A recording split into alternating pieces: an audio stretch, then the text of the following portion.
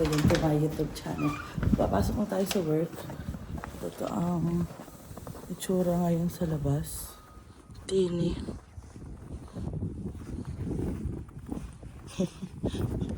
Sundan na lang natin yung dinaanan ni Marvin. Ano lang naman ngayon, -3. Feels like -11. Kasi may sasakyan. Ayun pala yung sasakyan. Dadaanan namin si Ate Mary. Ah, akala ko yun yung sasakyan namin. Nakabukas na rin kasi. Oops. Ay, Diyos ko din, taas na to. Dahil laki ng mga nanglaktang mo, hindi ko abot. May mga nagkikis-kis na din ang sasakyan nila. Mapapasok sa trabaho din. Ang lalim. Ang lalim dito. Magpapala ka? Kaya naman. Hintayin kita dito. Kasi masyado malalim eh. Yun na, nagtatangkal na si Marvin. Yung kapitbahay namin, tumaan din eh. Nakamusta kami yung last time na nakausap namin. Kaka-apply lang nila ng PR. Intay na lang sila ng approval. Kasi mayroon siyang work, Musumin ata. Nagtuturo sila ng part-time. Ay, ang layo. Ha? Ay, alam mo bakit? Ang layo. May taga-trabaho. Ah, nagpa-part-time din doon?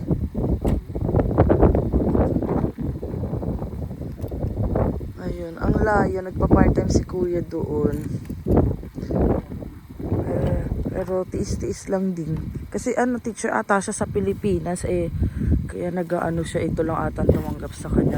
Once a week lang siya napunta doon para magturo.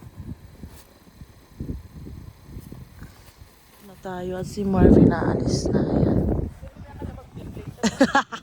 Late na kami! Kasi naglinis pa kami. Mas maaga kami. Hi guys! Break time na tayo. Tapos naka-green tea ulit tayo ngayon. Busy kanina nung anong oras ba? Mga 8. So talaga yung order namin. Halos isang oras yung dire-diretso. Nauubusan na ako ng kape kanina. Tapos nagpapasuyo na ako kay Ate Tin sa front. Tapos tumulong na din sa amin si Ate Ingrid. Kasi nga, ano na, yung meron akong dark roast na hindi pa ako nakapag-brew kasi paubos na. Tapos yung coffee ko paubos na rin. Grabe. Buti na lang naging busy. Siyempre, hindi yung gusto namin busy para mabilis yung oras, di ba? Pag mabilis yung oras, di mo naman namamalayan, pauwi ka na pala. So, nakaano na pala kami. Ano oras pa kami? Naka 2 hours na pala kami. Di namin namalayan. Siguro 30 minutes pa lang kami nag-i-start, tapos biglang naging busy na, guys. Na-message muna ako kay Marvin, kakamustahin ko siya doon sa bahay. Kung siya ba'y naka-idlip pa kanina pag uwi niya. Time na naman guys, at ito, umorder tayo ng wrap. First time kong mag-try ng, dapat nga sabi ng manager ko, yung farmer wrap para may hash brown. Kaso, hindi ko ni-try. Sige, okay na yan.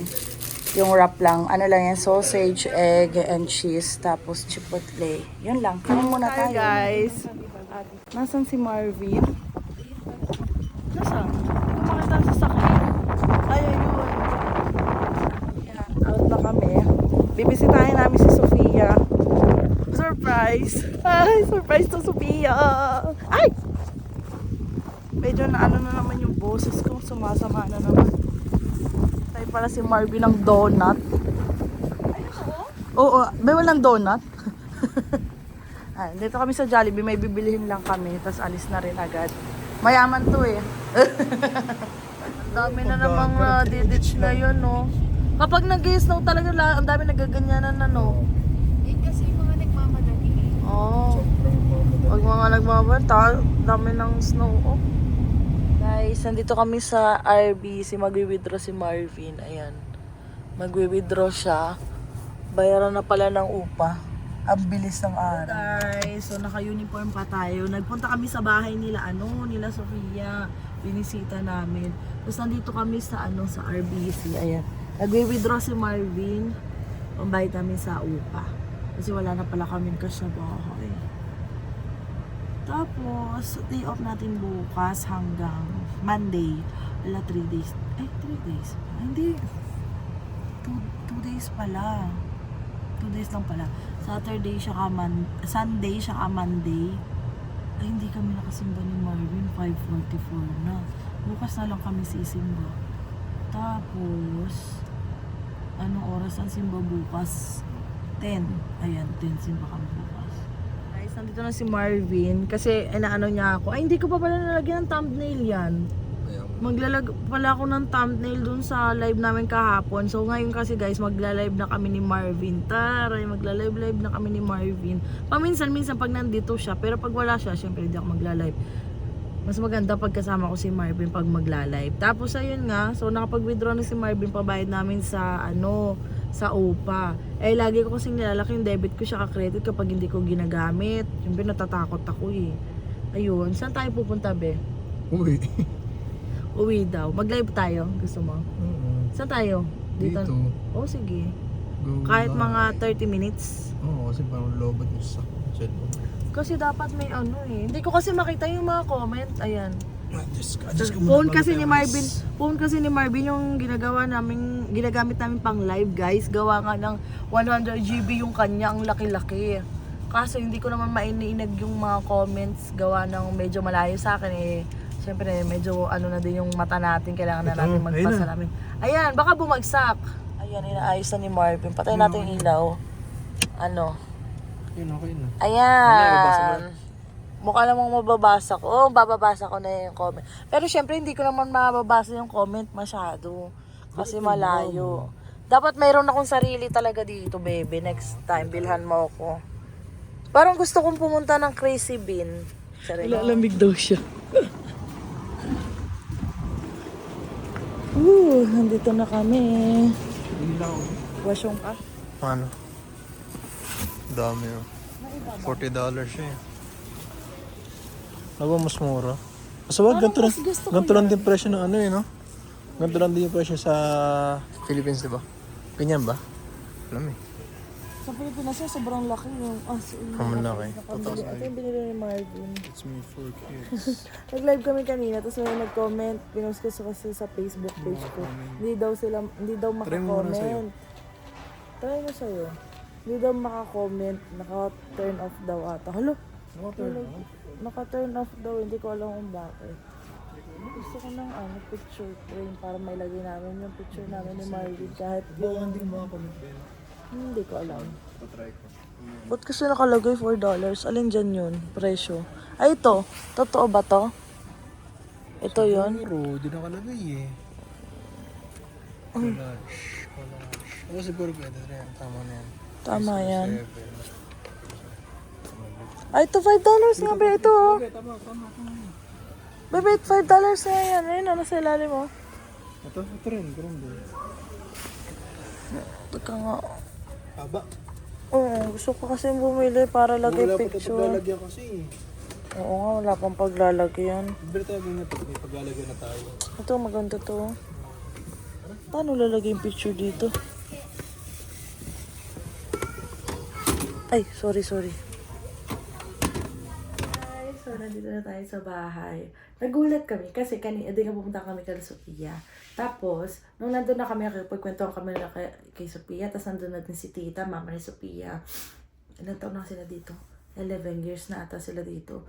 Pero nauna yung papa ni Sophia dumating dito sa, sa Saskatchewan. Dito na si tito nag-start sa, na sa Regina. Sabi nga ni tito, tita muna sabi, kayo ba yung nag-vlog? Kasi, nakilala daw niya yung boses ko. Pero hindi tanda ni tita yung name ko. Ang tanda daw niya, pangalan na Marvin. Kasi lagi ko daw iniimik yung Marvin. Tapos yung boses daw nakilala kasi nga, yung asawa ni tita, si papa ni Sophia, nanonood pala sa vlog namin. Tapos sabi, nanonood kasi yung asawa ko. Tapos sabi ni Sophia, talaga mama? Sabi niya, di ko alam. Tapos tawanan doon. Tapos dumating na nga si tito kasi nilinis si tito yung sasakyan ni Sophia. Ayun. Naka-day off kasi si Sophia. Tapos, dumating na si Tito Eddie yun, nakipag-chika-chikahan kami. Tapos dito nga daw sa Canada, ang mahal. Kasi nga parang, di ba kumuha sila ng bahay. Tapos, sila tito lang daw yung gumawa ng mga inayos sa bahay, mga DIY, yung lababo, ganto ganyan. Kasi sabi ni tito, parang sabi niya, lumang bahay kasi yung kinuha nila, so yung iba dun inayos-ayos daw nila. Tapos dito talaga daw sa Canada, matututo ka talaga. Manood-nood ka lang sa YouTube kung paano gumawa ng ganto, ganyan. Yung nga sa mga backyard, yung mga minsan, ano lang, bibili ka lang ng mga gamit, tapos panoodin mo lang, tapos makukumpleto mo, makakagawa ka na ng upuan, ng hagdan. Yung kala Kuya Mark, diba? Yung hagdan nila, sila lang yung gumawa. Tapos yung kala Kuya Ali din, yung sa likod nila, yung tambayan nila doon sa backyard, sila lang din yung gumawa. Tapos, kasi ang mahal daw ko talaga dito magpagawa. Tapos parang nagpaano ata si Tito, papa ni Sophia, nagpa-estimate ata kung magkano gagastusin para dun sa pagpapabago ng lababo. Nasa 30 ba? O 30 to 40K ba? Parang ganun, or 20. Basta mga ganun. Nalimutan ko na. Siyempre, ang laking pera nun, guys, di ba? Kung i-convert mo yun sa Pilipinas, magkano na agad yun? Kaya yun nga daw, sabi ni Tito, sila na lang gumawa, pati yung mga cabinet, sila na din daw yung gumawa. Ang galing, kasi ano ka diba, tututo ka talaga.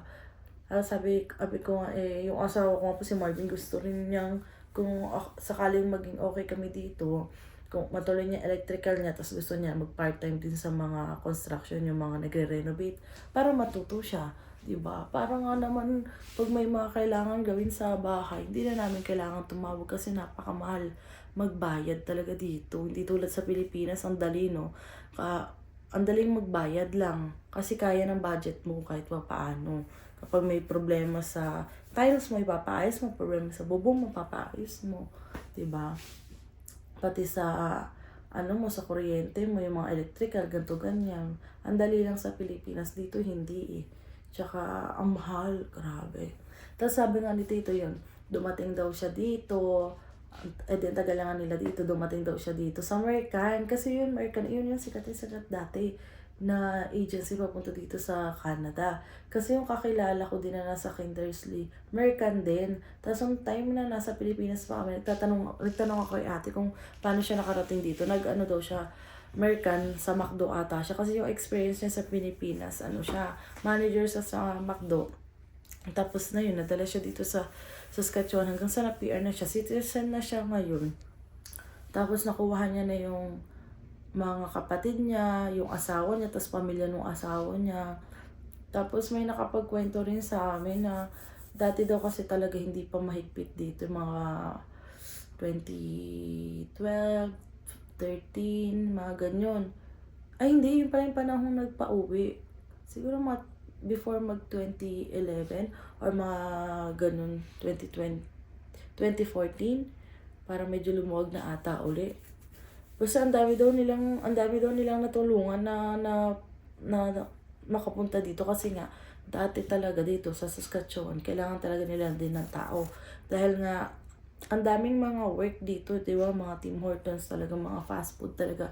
Tsaka, yun nga, yung sa Lablo din daw, ang dami din naging permanent resident doon sa work ni Kuya Mark. Ang daming galing Pilipinas na dito, na na-PR na nga. Kaya sabi ko, grabe no. Kung panahon yun, alam na namin ang Canada. Kasi yung panahon yun, bata pa tayo 2014. Ako'y high school pa lang noon. High school pa lang ako noon. Ayun. Pero, ayun nga, wala naman tayong magagawa. Yung time pa yun, yung maluwag, ngayon talaga, ibang-iba na, sobrang hirap na. Kahit nga paghanap ng trabaho, hirap na, compare daw yung dati, kasi may nag-comment. Dati daw talagang yung trabaho pang lalapit sa iyo, sobrang daling makahanap. Dati nakakapag 5 jobs ka pa kasi nga sa sobrang daming trabaho. Ngayon daw, pahirapan na makahanap ng part-time. Ayun. Yun nga yung katrabaho ko nga, sabi ko nga sa kanya kanina. Yung isa kasi, may part-time. Tapos sabi ko, ikaw din ba may part-time? Sabi, hindi. Naghahanap daw siya. Hindi rin daw basta-basta kasi makahanap ng part-time. Sa bagay. Ang hirap din. Ako gusto ko rin mag-part-time, pero pinag-iisipan natin kung kakayanin ko pa mag-part-time dito. Kasi hindi naman dito tulad sa Toronto yung bus. Ang dali lang ng pagbabas kasi mabilis lang yung bus, tapos sunod-sunod. Dito kasi matagal, papasok pa sa looban, tapos sobrang lamig. Kaya nga, inaano ko na talagang kailangan matuto na ako para next year, makapag-drive na tayo. Kasi 'di ba pag nag-exam ako ngayon, tapos mag-intay ata ako ng 8 to 1 year para magda-driving lesson na ako. Tapos, pag nakapasa ako, pwede makapag-drive na tayo nun. Tapos, baka pag magkaroon ng bakante, baka magpalipat si Marvin ng panggabi kasi mas malaki yung sahod ng gabi kasi nga may night differential kasi. Ayun, laking bagay din nun. Siyempre, gusto rin namin makaipon ng medyo malaki-laki pa. Yung Marvin, kailangan natin yan ipon. Kaya inaano ko rin makapag part-time. Sana makapag part-time din ako. Naghanap ako dyan sa malapit siguro. Kaso kasi yung schedule, tingnan na lang natin. Pero ayaw na kasi rin ako pag part-time ni Marvin. Gusto niya nakapagpahinga na yung katawan ko. Okay nang siya na lang daw yung mag part-time. Kaya ang balak ni Marvin, maghanap din siya ng part-time. Hindi ko alam kung dito siya hanap sa Regina or doon na lang sa Kipling. Kasi parang baka wala masyadong part-time sa Kipling. Baka mga full-time. Pero tingnan na lang din natin. So, ayun. Nakakatuwa lang kasi dati pala lang. Kahit yung ibang walang experience, nakakapunta dito sa Canada. Ay ngayon kailangan na experience, kailangan na nakagraduate ka ng college na ganyan. Kasi dati daw hindi daw requirements yung graduate ka ng college. Kasi may na-meet din kami, hindi siya graduate pero ilang taon na siya dito sa Canada. Siya yung naging main applicant. Parang nasa fast food siya. Tapos naging permanent resident hanggang sa nakuha niya na yung yung mga pamilya niya. Ang dami namin nakilala dito, nakakatuwa. Kasi pag nag-grocery kami ni Marvin, may mga nag-approach sa amin. Kami, pag may nag-approach sa amin, talagang nakipagkwentuhan talaga kami ni Marvin. Depende lang minsan kapag, halimbawa, may lakad kami, nagmamadali. Tulad nung sa Tim Hortons, may subscriber nung opening ng Tim Hortons, hindi na namin masyadong nakausap si Kuya. Kasi nung time na yun, meron kaming ihahatid na katrabaho. 4 minutes drive lang mula dun sa work. So babalik uli kami sa Tim Hortons para sunduin yung manager namin kasi sasabay si ate. Kasi isa lang yung way, pauwi. Doon din yung daan namin, doon lang din yung bahay ni ate. Kaya binalakyan namin si ate, yung manager namin, si ate Abby. Doon kami nagpasko, doon kami nung 24. Tapos yung kahapon, birthday ni ate Abby, ayun. Ate Abby, matagal na rin siya dito. Siguro 2017 ata siya dumating dito. Ayun, siguro hanggang dito na lang guys. Tayo magpapaalam na. Kasi magbanlaw na ako ng katawan natin. At nilalagkit na ako. Para makapagpahinga na rin tayo. Yun lang, don't forget to like and subscribe sa YouTube channel ko. Bye!